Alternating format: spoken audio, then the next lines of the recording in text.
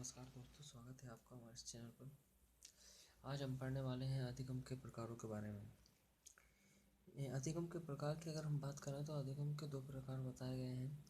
एक होता है गद्यात्मक अधिगम, दूसरा होता है संज्ञानवादी अधिगम। अगर हम बात करें गद्यात्मक अधिगम, तो गद्यात्मक का बात अगर हम देखें तो गति धनात्मक से मिलकर गद्यात्मक बनता है। तो गद्यात्मक की अगर बात करें तो गद्यात्मक होता है शारीरिक रूप से गतिशील या कर्मेंद्रियों के द्वारा जो अधिगम होता है वो गद्यात्मक अधिगम होता है।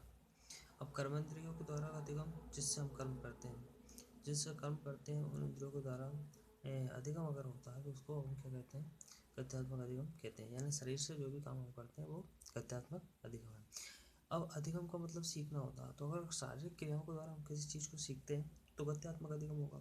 अब गद्यात्मक अधिगम को हम किन किन रूपों में जानते हैं, किन किन नामों से पहचानते हैं, तो उसको हम बोल सकते हैं पेशी अधिगम, क्रियात्मक अधिगम, गामक, मूर्त, यांत्रिक अधिगम। तो इसने ये जो आपके नाम है ये पांचों नाम किसके हैं, गद्यात्मक अधिगम के, जो गतिशील अवस्था से सीखे जाते हैं, शारीरिक क्रियाओं के द्वारा सीखे जाते हैं। पहला है पेशी, इसके बाद है क्रियात्मक, फिर है गामक, मूर्त और यांत्रिक। नाम से क्लियर है सब। पेशीय मांसपेशियों के द्वारा, क्रियात्मक कार्यों के द्वारा, गामक यानी गतिशील अवस्था के द्वारा, मूर्त मूर्त यानी किसी भी जो दिखाई देती है ऐसी वस्तु के द्वारा ऐसा काम करना, मूर्त रूप से कोई भी काम करना। इसके बाद यांत्रिक, तो यांत्रिक कार्य भी पेशी या मांसपेशियों के द्वारा ही होते हैं। जैसे हम अगर बात करें कि साइकिल चलाना, साइकिल चलाने की अगर हम बात करें तो ये साइकिल चलाना किसके द्वारा होता है, पैरों के द्वारा, हाथ के द्वारा, तो ये शारीरिक क्रिया के द्वारा ये काम होता है। ठीक है, इसके बाद आता है पियानो बजाना, तो पियानो भी हम हाथ के द्वारा बजाते हैं। तो दोनों से हम क्लियर समझ सकते हैं कि गद्यात्मक अधिगम होता क्या है। ठीक है, तो गद्यात्मक अधिगम के बाद दूसरा जो प्रकार होता है वो होता है संज्ञानवादी अधिगम। संज्ञानवादी अधिगम की अगर हम बात करें तो संज्ञानवादी अधिगम में क्या होता है कि ज्ञानेंद्रियों के माध्यम से मस्तिष्क में यह अधिगम होता है। जो ज्ञानेंद्रियों के माध्यम से मस्तिष्क में जो अधिगम होता है वो कौन सा अधिगम कहलाता है, संज्ञानवादी अधिगम कहलाता है। अब संज्ञानवादी अधिगम की अगर बात करें तो किस प्रकार से होता है या किस नामों से इसको जानते हैं, तो वो होता है मानसिक अधिगम, क्योंकि संज्ञान केवल मानसिक क्रिया है। ये दूसरा होता है ज्ञानेंद्रियों के द्वारा, तो ज्ञानेंद्रिय भी मानसिक क्रिया के अंतर्गत आती है। और समस्या समाधान, ठीक है, तो समस्या समाधान हमेशा मस्तिष्क लेवल पर होता है। ठीक है, तो इस संज्ञान में जो होता है ज्ञानेंद्रिय के द्वारा मानसिक स्तर पर और समस्या समाधान, ये सारी क्रियाएं जो होती है वो संज्ञानवादी अधिगम के उपनाम है। ठीक है, तो मानसिक मानसिक अधिगम, ज्ञानेंद्रिय अधिगम, समस्या समाधान अधिगम, ये अधिगम क्या है, संज्ञानवादी अधिगम है। ठीक है, या फिर संज्ञानवादी अधिगम को मानसिक अधिगम भी कह सकते हैं, ज्ञानेंद्रिय अधिगम भी कह सकते हैं और समस्या समाधान अधिगम भी कह सकते हैं। अब संज्ञानवादी अधिगम के अगर उदाहरण देखना चाहें तो क्या होंगे, जैसे निबंध लिखना, निबंध अगर लिखोगे तो आपको संज्ञान स्तर पर मजबूत होना चाहिए। तो व्यक्ति का जैसे जैसे विकास होता जाता है संज्ञान लेवल पर तो वो निबंध लिख सकता है। चिंतन करना, अगर संज्ञान स्तर पर अधिगम अगर जब होता है तो व्यक्ति चिंतन करने लगता है। इस बात योजना बनाना, तो संज्ञान स्तर पर जैसे जैसे विकास होता है अधिगम होता है तो वह व्यक्ति योजना बनाने लगता है। इस बात भाषण देना, ठीक है, तो ये जो 4 पॉइंट है कि निबंध लिखना, चिंतन, योजना और भाषण, तो ये जो क्रियाएं हैं ये सारी संज्ञानवादी अधिगम के अंतर्गत बालक सीखता है। ठीक है, अब गामक अधिगम और संज्ञानात्मक अधिगम में केवल इतना सा अंतर है कि गामक गतिशील अवस्था में होता है, शरीर के द्वारा होता है। जो कर्मेंद्रियाँ होती है कर्मेंद्रियों के द्वारा अधिगम होता है। ठीक है, इसी के बाद संज्ञान की अगर बात करें तो मानसिक लेवल पर होता है, ज्ञानेंद्रियों के द्वारा होता है और समस्या समाधान अधिगम भी इसको कहते हैं। ठीक है, तो ये आपके मेन रूप से अधिगम के प्रकार हैं। अगर हम दूसरी लेवल पर देखें तो अधिगम के कुछ वैज्ञानिकों ने भी प्रकार दिए हुए हैं। उन प्रकारों की अगर बात करें तो पहले हम महत्वपूर्ण जो प्रकार है वो है आशुबेल का। आशुबेल ने 4 प्रकार के अधिगम बताए। ठीक है, तो पहला है अभिग्रहण सीखना। अभिग्रहण सीखना यानी कोई भी चीज़ जैसी है वैसी वैसी हम ग्रहण कर लें, तो अभिग्रहण सीखना हो जाएगा। दूसरा होता है अन्वेषण सीखना। ये बहुत ज़्यादा महत्वपूर्ण सीखना है कि अगर किसी भी व्यक्ति के कोई वस्तु या फिर किसी भी तथ्यों के बारे में अगर जो व्यक्ति सीखना चाहता है तो उसके लिए अगर वो उस चीज़ की खोज करेगा तो व्यक्ति उसके बारे में ज़्यादा समझ पाएगा, ज़्यादा से ज़्यादा उसकी गहराई में जा पाएगा, नई नई वस्तुओं को, नई नई चीज़ों को उसके बारे में समझ पाएगा, उसकी प्रकृति को जान पाएगा। तो ये सारी जो काम है वो अन्वेषण के अंतर्गत आते हैं। ठीक है, तो अन्वेषण सीखना ये भी आशुबेल ने बताया है। पहला है अभिग्रहण, दूसरा अन्वेषण, तीसरा है रटकर सीखना। ठीक है, कई बार अधिकतर देखा जाता है कि बच्चे लगातार रटते हैं और रट करके जो भी नई चीज़ें होती है उनको याद कर लेते हैं। ठीक है, तो रट कर भी एक प्रकार से सीखना ही है, किसके अनुसार, आशुवेल के अनुसार। ठीक है, तो आशुवेल कहते हैं कि रट कर भी व्यक्ति सीखता है। इसके बाद आता है अर्थपूर्ण सीखना।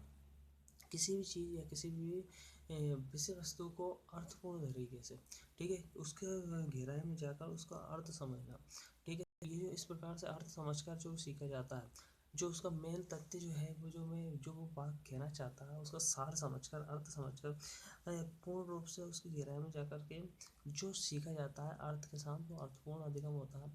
ठीक है, तो ये 4 प्रकार आशुबेल ने बताया है, अभिग्रहण, अन्वेषण, रटकर और अर्थपूर्ण तरीके से। ठीक है, तो जो हम हमारे दैनिक जीवन में भी इस प्रकार का अधिगम हम देखते हैं कि कोई व्यक्ति ऐसा होता है जो बेसिक बेसिक जैसी चीज़ उसने देखी बेसिक बेसिक उसको सीख लेता है। ठीक है, तो वो अभिग्रहण हो जाता है, या फिर कोई ऐसी चीज़ के बारे में ज़्यादा से ज़्यादा प्रयास करता है, प्रयत्न करता है, नई चीज़ें खोजता है। तो इस प्रकार के जो कार्य किए जाते हैं वो अन्वेषण के अंतर्गत आ जाते हैं, या बिना दिमाग लगाए, बिना कुछ किए, केवल मानसिक रूप से उसको बार बार पढ़ पढ़ के रट लेते हैं। तो इस प्रकार से भी एक सीखना होता है, तो उसको रट कर सीखना कहते हैं। इसके बाद अर्थपूर्ण तरीके से उसको अर्थ को समझ करके अगर कोई सीख रहा है तो उसे अर्थपूर्ण सीखना कहते हैं। तो बहुत महत्वपूर्ण है, 4 प्रकार के अधिगम हमने बताए हैं, अभिग्रहण, अन्वेषण, रटकर और अर्थपूर्ण तरीके से सीखना। अब हम आगे की अगर बात करें तो आगे नया हम पढ़ेंगे RM गेने का अधिगम। ठीक है, तो गेने ने क्या किया है कि अधिगम की कुछ अवस्थाएं बताई है गेने ने। अधिगम की अवस्था जो है वो इस प्रकार से गेने ने बताई है। अधिगम ने एक प्रकार का एक त्रिभुज दिया है, जिसके अंतर्गत 8 प्रकार की अधिगम की प्रमुख से अधिगम स्तर बताएं, अधिगम को सीखने के प्रकार बताएं। तो अधिगम के अगर सीखने के प्रकार की बात करें तो बालक किस प्रकार से सीखना शुरू करता है, तो हम नंबर 1 पे देखेंगे सांकेतिक अधिगम। सबसे पहले बालक संकेतों के माध्यम से किसी भी चीज़ को समझता है, कहता है, बात करता है, तो वो क्या, कौन सा अधिगम होता है, सांकेतिक अधिगम होता है। इसके बाद अगर हम आगे बढ़ें तो उद्दीपन अनुक्रिया सीखना, कि किस प्रकार से कुछ क्या उद्दीपन होगा तब क्या अनुक्रिया बालक करेगा, ये भी एक सीखने के अंतर्गत आता है, ये RM गेने कहते हैं। इसके बाद सरल श्रृंखला का सीखना। इसके बाद बालक जैसे जैसे बढ़ जाता है, जैसे जैसे बड़ा होता है, तो वह एक सरल श्रृंखला में सीखना शुरू कर देता है। ठीक है, तो जो क्रियाओं की एक श्रृंखला बनाने लगता है बालक, कि किस स्तर पर क्या करना है, फिर क्या करना है, तो एक श्रृंखला बन जाती है। इसके बाद शाब्दिक साक्षरी सीखना। शाब्दिक साक्षरी सीखना यानी शब्दों के साथ बालक जुड़ाव महसूस करता है कि किस शब्द को किस लिए प्रयोग किया जाता है, तो ये शाब्दिक साक्षरी सीखना हो जाता है। इसके बाद अगला स्टेज है 5वें नंबर पर, वो है विभेदीकरण सीखना। अब बालक अलग अलग वस्तुओं में विभेद करने लगता है, अलग अलग वस्तुओं की तुलना करने लगता है, तो इस प्रकार से बालक में विभेदीकरण सीखना भी इसको हम कहते हैं अधिगम के नेक्स्ट लेवल को। इसके बाद अगर हम बात करें संप्रत्य सीखना, तो अब बालक जब विभेदीकरण करने लगेगा तो बालक के मन में कुछ कुछ संप्रत्य बनने लगेंगे, किसी वस्तु के प्रति, किसी व्यक्ति के प्रति नए नए संप्रत्य बनेंगे, तो उसे संप्रत्य सीखना भी कहते हैं। ठीक है, तो संप्रत्ति का मतलब होता है किसी व्यक्ति के बारे में कुछ विचार, कुछ निर्णय, कुछ तथ्य, जो हम किसी व्यक्ति या वस्तु को देखकर ऊपरी तौर पे जो हम सोचते हैं, समझते हैं, जो हमको समझ में आता है किसी भी चीज़ को देखकर, कि किसी चीज़ की क्या विशेषता है, क्या ये हो सकता है, कोई अच्छी चीज़ है, कोई बुरी चीज़ है, तो जो हमारे मन में कुछ विचार बन जाते हैं, विचारधारा धारणाएं बन जाती है, वो संप्रत्य होता है। ठीक है, तो इस प्रकार से बालक जब विभेदीकरण करने लगता है, विभेदीकरण के बाद बालक संप्रत्य करने योग भी हो जाता है, तो संप्रत्य करना सीखने लगता है। इसके बाद जब संप्रत्य बालक के मन में बन जाते हैं तो इसके बाद नियम सीखने लगता है बालक। बालक क्या करता है, अब नियम बनाने लगता है, स्वयं से नियम बनाना सीखने लगता है। जब बालक नियम भी बनाने लगता है, इसके बाद आखिरी स्टेज होती है समस्या समाधान सीखना। ठीक है, तो ये जो समस्या समाधान सीखना है, ये अधिगम की लास्ट स्टेज है। तो ये इसमें बालक किसी भी प्रकार की समस्या, क्योंकि जीवन में बालक को समस्याओं का सामना करना है, तो अधिगम का केवल एकमात्र उद्देश्य होता है समस्या का समाधान करना, बालकों को सिखाना। तो समस्या का समाधान करना सीखने के लिए अंतिम जो स्टेज होती है वो समस्या समाधान का अधिगम होता है, समस्या समाधान सीखना होता है।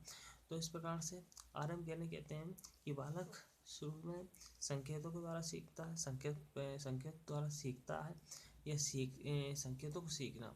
ठीक है, संकेतों द्वारा अधिगम या संकेतों को सीखना, दोनों प्रकार से हम देख सकते हैं।